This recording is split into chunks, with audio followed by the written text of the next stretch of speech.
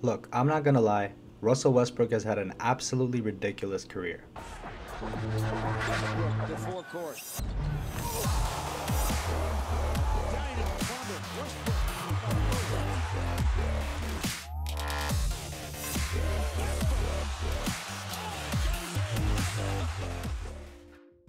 I mean, the dude averages a triple-double for 4 NBA seasons, which is undoubtedly the Dragon Ball Super equivalent of having achieved Super Saiyan God.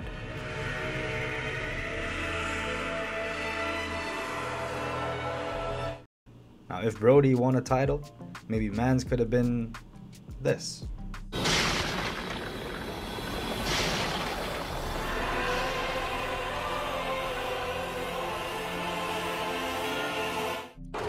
Brodie, where the hair dye at? You play better, blue hair.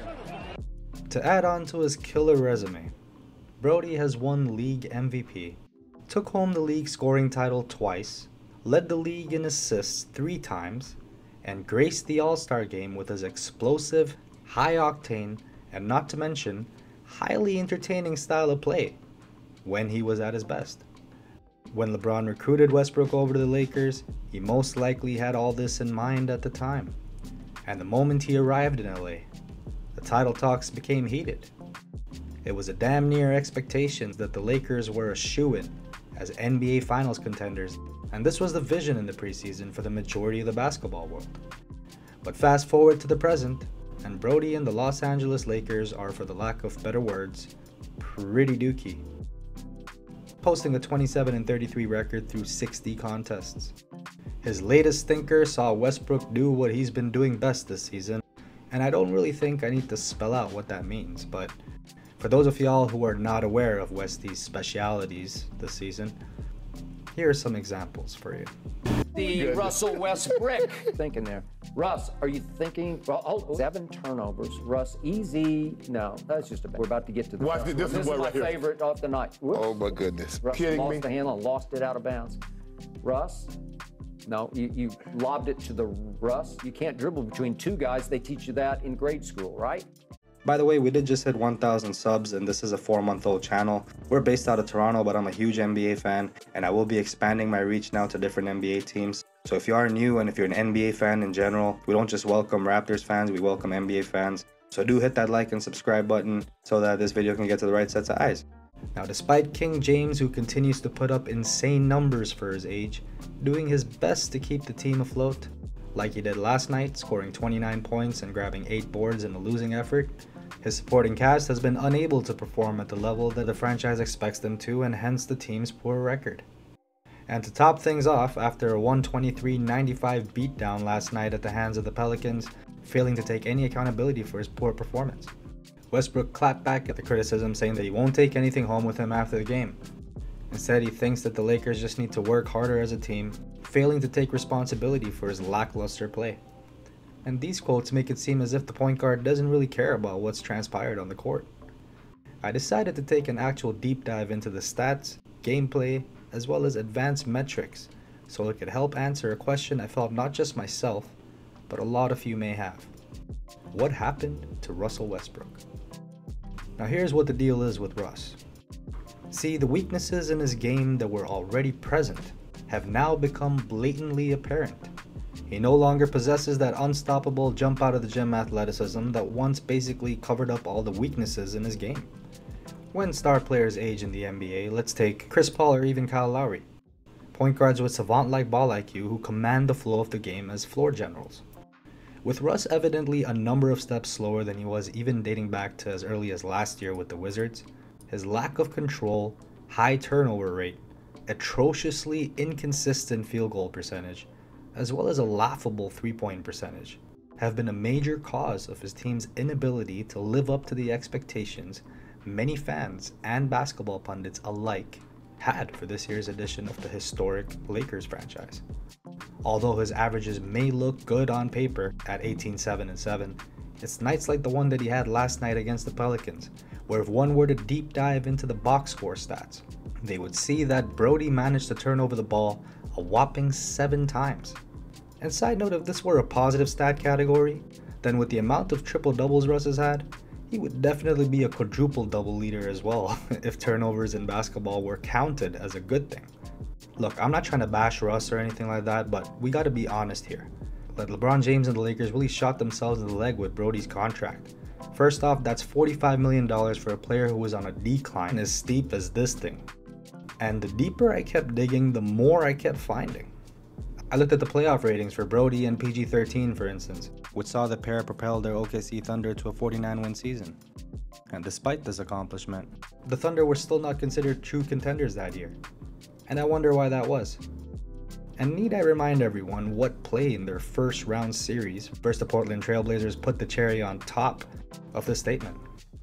And we all know what transpired after Dame's unforgettable series clinching, and I would say contract earning, buzzer beating three-pointer. That was the shot that blew up the PG and Russ edition of the Thunder and sent the team into a rebuild mode where, despite low expectations, the Thunder turned out much improved under the command of a true floor general in CP3. This was already an indication of the many advantages of having a high ball IQ player, especially one that plays point guard. Fast forward to Houston when he played alongside James Harden, and despite averaging absolutely ridiculous numbers at 27 points per game with 7 assists and 8 rebounds to go along with it, this still didn't deter true basketball heads from the fact that the team's overall stats took a noticeable dip. And not to mention, the way Brodie ironically arrived in Houston was by being traded for CP3. Meaning Houston at the time traded Brain for Braun. And not to mention, they're probably biting themselves for that decision because CP3 is aging probably as gracefully as LeBron, just like fine wine. The two Hall of Fame guards seem to be taking drastically opposite trajectories as they age. And then last year with the Wizards, Russ managed to get his team in the playoffs and also make a bit of noise in the play-in. All the while, he still continued to do Russ things though, don't get me wrong. And despite this, the Wiz were knocked out in the play-in tournament, the offseason happened, which brings us to the present day. The Wizards as of right now are a better team than they were last year at this time, winning more games without Russ. Coincidence? I guess not! And then in stark contrast, when you look at the other side, the team that Russ is now on struggles mightily. And this has been a trend year to year if you really look at it. As I said earlier in the video, the deficiencies are now simply more obvious and apparent. But the story remains the same. Russ maintains his legendary box score averages when it comes to points, rebounds, and assists, while his team and its defensive rating take a massive hit, which ultimately contributes to the overall negative impact he has had on practically every team that he has played on, dating all the way back to the days of his rising with KD and the OKC Thunder. If the historic numbers that Russ has managed to consistently put up on paper year in and year out still hasn't transpired to any true postseason success, then what is truly the point of having such accolades to begin with? When Russ is on the floor, his per minute productivity, for example, an advanced player metric that measures a player's productivity in the minutes that they play, Russ's current PER is an atrocious 14.8, which is literally officially the worst of his career, according to ESPN. He's trailing players such as TJ McConnell and Jose Alvarado, who are both ahead of him in these rankings. And also when it comes to Raptor ratings, which are sort of like smarter plus-minus advanced metrics, and these indicate whether a player is more or less valuable when they're on the court. So are they being more beneficial to the team or are they not while they're on the court? And are you guys ready for this? Russell Westbrook, in this category, ranks 245th out of 251 players. He has players such as Frank Jackson, Jeff Green, and Avery Bradley ahead of him. And he's making more money this year than all those players combined. And then some. That is the definition of overpaid, if you ask me. But with that being said, I don't know if anyone expected this sort of decline this quickly from a man that was just not too long ago averaging a triple-double every season. But his decline is clearly showing up in every metric and it's blatant. Except in maybe turnovers. Actually, my bad, that's a negative one, so we're not going to count that one.